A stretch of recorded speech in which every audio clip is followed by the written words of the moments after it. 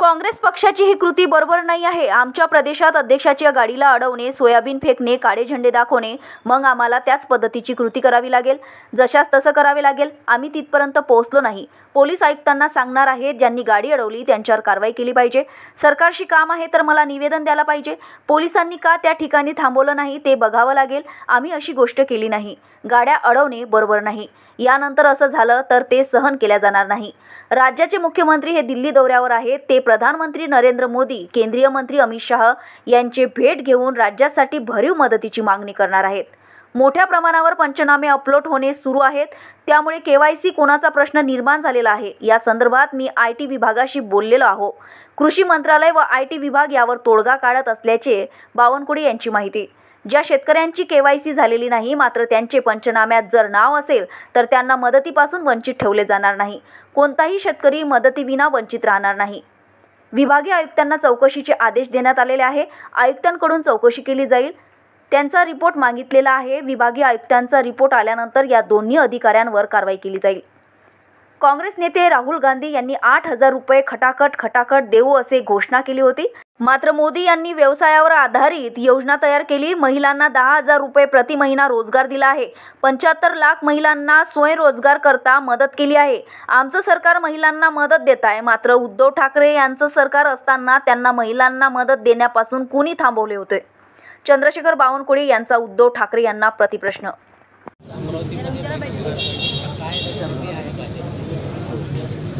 आज प्रदेश अध्यक्ष रवी चव्हाणजी आणि मी पश्चिम विदर्भ अमरावती शिक्षक मतदारसंघाची बैठक या ठिकाणी झाली। शिक्षक मतदारसंघाची नोंदणी सुरू झाली। नोंदणी संदर्भातही बैठक झाली आणि शेतकरी जे आता अडचणीत आले आहेत, अतिवृष्टीमुळं जे नुकसान झालं आहे त्या नुकसानग्रस्त भागामध्ये आमचा कार्यकर्ता जाऊन शेतकऱ्याला कशी मदत करता येईल, शेतकऱ्यांना कशी मदत करता येईल याबद्दलही चर्चा आम्ही केली। आणि कुठलाही पंचनाम्यामध्ये कुठलाही शेतकरी राहू नये, पंचनाम्यामध्ये शेतकऱ्याचं नाव चुकू नये याकरता भारतीय जनता पार्टीच्या कार्यकर्त्यांनी सुद्धा आपापल्या तलाठी आणि ग्रामसेवक यंत्रणा यांना सहयोग करा, सपोर्ट करा, सहकार्य करा अशाही सूचना बैठकीत आम्ही दिल्या। आणि या विभागामध्ये खास करून यवतमाळ महागाव या विभागामध्ये जी पूरहानी झाली आहे त्या पूरहानीमध्येही आणि अमरावतीमध्ये सोयाबीनला जो रोगराई आली आहे, येलो मोजॅक वगैरे मोठ्या प्रमाणावर आला आहे। मी आता दिवसामध्ये होतो, दिवसामध्ये मी तहसीलदारचा रिपोर्ट घेतला, 12,000 हेक्टरच्या वर येलो मोजॅक त्या ठिकाणी सोयाबीनवर आहे। हाही एक विषय घेऊन आज बैठक बोलवली आणि या बैठकीमध्ये आमच्या पदाधिकारी कार्यकर्त्यांनी शेतकऱ्यांच्या शेतामध्ये कोणतेही पंचनामे शिल्लक राहणार नाही याकरता पुढाकार घेण्याचं ठरवलं। ई केवायसी होत नाही आहे, सर्व डाऊन आहे, त्यामुळे शेतकऱ्यांना ई केवायसी मोठा प्रॉब्लेम झाला आहे। मोठ्या प्रमाणावर पंचनामे अपलोड होणं सुरू आहे, त्यामुळे केवायसी होण्याचा थोडा प्रश्न निर्माण झाला आहे। पण आयटी विभागाशी आम्ही बोललो आहे, काल मी आयटी विभागाशी बोललो, परवा मी दिवसभर मंत्रालयामध्ये होतो। तर आयटी विभाग याच्यामध्ये एक्सपेडाईट करत आहे आणि कृषी मंत्रालय एक्सपेडाईट करत आहे, आमचेही महसूल मंत्रालय त्या ठिकाणी सपोर्ट करत आहे। थोडा मोठ्या प्रमाणावर पाऊस आणि या ठिकाणी मोठ्या प्रमाणावर त्या ठिकाणी एंट्री आहे येत असल्यामुळे थोडा डाऊनलोड। जोपर्यंत ई केवायसी होणार नाही तोपर्यंत शेतकऱ्यांना मदत पोहोचणार नाही असं बोलले जाते। त्याला काही अर्थ नाही। ऑफलाईन ई केवायसीची पण मागणी होते बोलणाऱ्यातला काही अर्थ नाही। केवायसी असं नाही की बाबा पंचनाम्यात नाव आहे आणि एखाद्या वेळी केवायसी नसेल तर त्याला मदत होणार नाही। केवायसी तर करून घेऊ, नसेल तर मग त्याचा काही वेगळा निर्णय करू। पण या राज्यातला कुठलाही शेतकरी बिना मदतीशिवाय राहणार नाही। धाराशिव संकटात असताना जिल्हा RDC शोभा जाधव आणि जिल्हाधिकारी कीर्ती पुजार नाचगाण्यात ग्रस्त असताना दिसतील, आपण काय कारवाई करणार आहात? चौकशी करू त्यांची, त्याचा पूर्ण रिपोर्ट मागितला आहे डिव्हिजनल कमिशनरकडनं आणि डिव्हिजनल कमिशनरचा रिपोर्ट आल्यावर त्यावर योग्य कारवाई करू. सर, बिहारमध्ये 75 लाख महिलांना जे आहे ते 10,000 रुपये दिले जाणार आहे. लाडकी बहीण योजनेच्या धर्तीवर नेमका सुरू केला, परंतु मतं विकत घेण्याचा हा प्रयत्न असल्याचा आरोप विरोधकांनी केला. दुसरीकडे केंद्र सरकारकडनं मदत घेऊन राज्यात कर्जमाफी का केली जात नाही असं देखील बोललं जातं. लोकसभेच्या निवडणुकीच्या वेळी काँग्रेसनी राहुल गांधींनी 8,000 रुपये खटाखट देऊ माननीय मोदीजींनी किंवा दुसऱ्या सरकारने नितीश कुमारजींनी व्यवसाय प्रशिक्षण या आधारावर योजना तयार केली. ही काय लाडक्या बहिणीसारखी योजना नाही. इथे 10,000 प्रति महिलांना रोजगार निर्मितीचा केलेल्यासाठी आणि हा नेहमीचाच आपला केंद्र सरकारचा राज्य सरकारचा प्रयत्न आहे की रोजगार निर्मिती करणे. त्यामुळे 75 लाख महिलांना स्वयंरोजगाराकरता 10,000 रुपये देणे. या योजनेचा का संबंध आहे म्हटलं तर खरेदी करण्याचा निवडणूकच लागली नाही आहे. निवडणुकीला वेळ आहे, निवडणूकच लागली नाही असा आरोप करण्यात काय अर्थ आहे. व्यवसाय आणि प्रशिक्षण या विषयाला 10,000 रुपये दिले आहे. आमचं सरकार असताना आम्ही करतो आहे किमान. तुमचं सरकार असताना तुम्ही काहीच केलं नाही. तुम्हाला कोणी थांबवलं होतं? उद्धव ठाकरेजींना. त्यांचा पेन कोणी थांबवला होता की या महाराष्ट्रातल्या 2 कोटी महिलांना 10,000 देऊ दे? तुम्हाला कोणी थांबवलं होतं? उद्धव ठाकरेंनी 2.5 वर्ष का नाही केलं? त्यांना का नाही केलं? त्यांना कोणी थांबवलं होतं?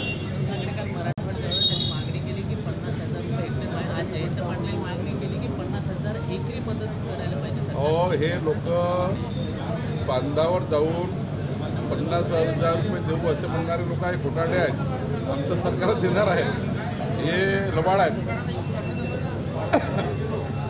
या राज्यात जेव्हा जेव्हा संकट आलं तेव्हा देवेंद्र फडणवीस सरकारने आणि आमच्या सरकारने शेतकऱ्याला मदत केली. हे काँग्रेसच्या सरकारमध्ये लबाडीगिरी झाली. उद्धव ठाकरेच्या सरकारमध्ये म्हटलं होतं बांधावर जाऊन आम्ही त्या ठिकाणी 50,000 रुपये देऊ. सरकार आल्यावर पळाले, बांधावर जाऊन देणार होते. त्यामुळे हे लबाडी आहेत. आमचं लोकांची जबाबदारी आहे. शेतकऱ्याचं नुकसान झालं, आता आरोप प्रत्यारोपाचे दिवस नाही आहे. आज शेतकऱ्यांसाठी जेवढं करेल तेवढं कमी आहे, जेवढा मदत करेल तेवढी कमी आहे.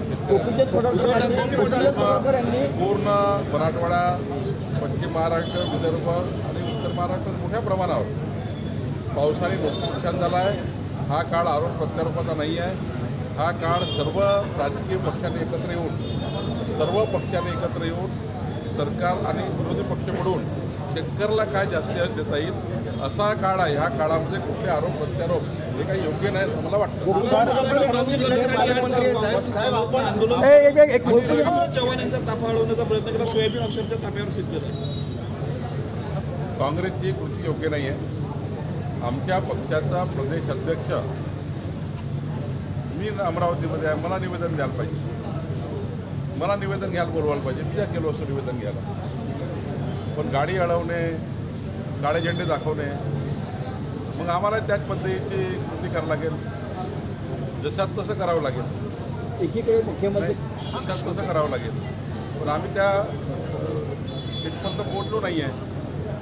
पोलीस कमिशनरला सांगणार आहे की जे लोकांनी आमच्या अध्यक्षाची गाडी अडवण्याचा प्रयत्न केला त्याच्यावर कारवाई केली पाहिजे. मी अमरावतीत आहे, त्यांना काही सरकारची काम आहे तर मला निवेदन द्या, मी निवेदन घ्यायला तयार आहे. पण या पद्धतीची कृती आणि पोलिसांनी त्या ठिकाणी थांबवलं नाही हेही बघावं लागेल. खरं तर एखाद्या पक्षाचा अध्यक्ष येतो, आम्ही अशी कधी असंवेदनशील कृती केली नाही. या पद्धतीची कृती करणं योग्य नाही आहे. मी इथे अमरावतीत असताना पालकमंत्री आहे, त्यांना वाटलं तर मला निवेदन दिलं पाहिजे. मी पूर्ण वेळ आहे, माझा कार्यक्रम जाहीर कार्यक्रम आहे. मी आता महानगरपालिकेत 1.5 तास बसणार आहे. 1.5 तास जिल्हा परिषदमध्ये शेतकऱ्यांची जिल्हा परिषद आहे तिथे बसणार आहे. द्यायला पाहिजे, निवेदन द्यायला पाहिजे, चर्चा करू. गाड्या अडवणं, गाड्या दाखवणं हे काही योग्य नाही आहे. या पद्धतीनं यानंतर अमरावतीत झालं ते काही सहन करणार नाही. एकीकडे मुख्य असेल पालकमंत्री आहे साहेब आपण अमरावती जबाबदार पालकमंत्री आहे. 2 विषय आहेत. दळणवळणाचा विषय, रेल्वे पूलच्या संदर्भात केव्हा निर्णय होईल आणि सुपर हॉस्पिटल बंद आहे. इतक्या भयानक त्यांची स्थिती आहे की त्यांना आरोग्याच्या सुविधा भेटत नाही आहे नागरिकांना. स्टेटमेंट व्यवस्थित नाही. केंद्रीय मंत्र्यांसोबत माननीय मुख्यमंत्री अनिल बोंडेजी बैठक आहे. मुख्यमंत्र्यांनी म्हटलं की पुलाबद्दल सेंट्रलचा आणि स्टेटचा पैसा मिळवा लागणार आहे, कारण दोघांचाही 50-50% कॉन्ट्रीब्युशन आहे, आम्ही ते करतो आहे.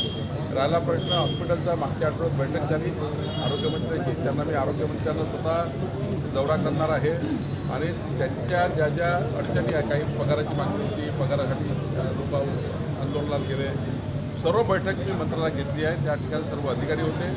निश्चितपणे त्याच्यातही तोडगा मी काढणार आहे. सर, त्या बुलढाणा संदर्भात आपण 1 महिन्यापूर्वी बैठक घेतो म्हटलं होतं, तिथून सध्या नवरात्र सुरू आहे, लोक जीवावर बेतून त्या भिंतीवरून जात आहेत, कारण भिंत टाकली आहे. अशा वेळी किमान पादचारासाठी तिथं वापरू द्यायला काय अडचण आहे? आज पुन्हा मी थोडा चेहरा मागं फक्त या विषयावर चर्चा करणार आहे. 6 वाजता मी कलेक्टरकडे पुन्हा बोलवणार आहे, त्यांना सर्व अधिकाऱ्यांना PWD काय त्यातला काही कोणाचा ॲक्सिडेंट नव्हता, कोणाचा अपघात नव्हता, काय मार्ग काढता येईल त्याच्यानंतर मी तुमच्याशी मागच्या वेळी आपण बोललो त्याला घालून दोनदा बैठक फेकू झाली. द्यायचे किंवा त्यांनी काय? त्यांचा रिपोर्ट मागितला, बाबा याच्यामध्ये पाणी सोडता येईल का, हां, किमान लाईट मोटरसायकल तरी सोडता येईल का, म्हणजे 4 व्हीलर नाही, मोटरसायकल तरी किमान आवागाव चालवता येईल का, याचा रिपोर्ट मागितला आहे. तो रिपोर्ट अजून आला नाही आहे. मला वाटतं 1 दिवसात तो रिपोर्ट आला, जर पॉझिटिव्ह आला तर मग विचार करू, पण परमनंट उपाययोजना करण्याचा योजना सुरू आहे. गोपीचंद पडळकर यांनी राजाराम बापू पाटील यांच्या विरोधात आक्षेपार्ह विधान केलं, त्याची पाठराखण भाजप कार्यकर्ते त्या ठिकाणी मोर्चा काढून यावर तरी काय? मी मागच्या वेळी सांगितलं, आत्ताही सांगितलं की गोपीचंद पडळकरांनी केलेले वाक्य, प्रचार किंवा शब्द रचना ही काही योग्य नाही आहे, ती आपल्या संस्काराची नाही आहे.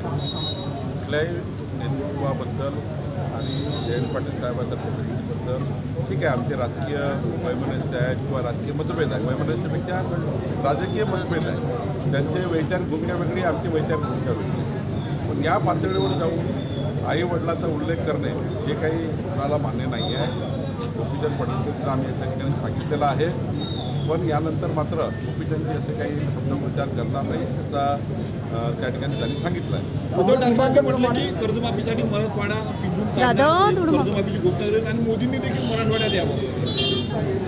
उद्धव ठाकरेंना सध्या विरोधी पक्षाची जबाबदारी आहे, त्यांना थोडं फिरू द्या महाराष्ट्र, आमचं सरकार आमचं काम करेल. विरोधी पक्षाचं असल्यामुळे त्यांना फिरावं लागणार आहे, त्याला जावं लागणार, त्यांना महाराष्ट्राची परिस्थिती बघावं लागणार. बरं झालं, म्हणजे हे चांगलं झालं की 2.5 वर्ष मुख्यमंत्री असताना मंत्रालयात 2 दिवस झाले, 2 दिवस विधानसभेत आले, 2.5 वर्ष कधी दौरा केला नाही. किमान आता विरोधी पक्ष असल्यामुळं मराठवाड्याचा दौरा करताय, त्यांना शुभेच्छा देतो, दौरा करा, त्या ठिकाणी मान्य करा. आमची जबाबदारी आहे शेतकऱ्यांचे जे काही उद्धव ठाकरे साहेब जे काही मागणी करतील सरकार म्हणून आमचं ऐकणं ही आमची जबाबदारी आहे. आणि सरकार योग्य पद्धतीने शेतकऱ्यांच्या नुकसान भरपाईचा निर्णय करेल. उद्धवजींनी दिलेल्या सूचनाची त्या ठिकाणी आम्ही काही त्या नाकारणार नाही. त्यांच्या सूचना विरोधी पक्ष म्हणून स्वीकारणं ही सरकारची जबाबदारी आहे. शेवटी विरोधी पक्षाला तेवढंच महत्त्वाचं स्थान राज्यामध्ये आहे आणि त्यामुळं आमचे मुख्यमंत्री देवेंद्र फडणवीसजी आणि यांच्याकडे उद्धवजींनी जे काही मीडियाच्या बाईटपेक्षा त्यांचं पत्र वगैरे जे काही त्यांच्या मागण्या असतील त्या दिल्यात, एखादी बैठक होऊ शकेल. पण ते जर त्या डायसवर गेलं, मीडियात मागणी केली, पॉलिटिकल मागणी केली, मीडियात मागणी केली, पण लिहिलं काहीच नाही, पत्रच लिहिलं नाही. माझी विनंती आपल्या माध्यमातून की उद्धवजीच्या दौऱ्यात त्यांना जे जे आढळतं ते त्यांनी माननीय मुख्यमंत्र्यांकडे पाठवावं. आमच्या दौऱ्यात तर आम्हाला दिसलंच आहे, पण उद्धवजी आता गेले, त्यांना काही एखादी जास्त गोष्ट मिळू शकते, पण त्यांनी सरकारकडे पाठवावी, आम्ही दखल घेऊ. अर्चना रक्षे, विदर्भ न्यूज, अमरावती.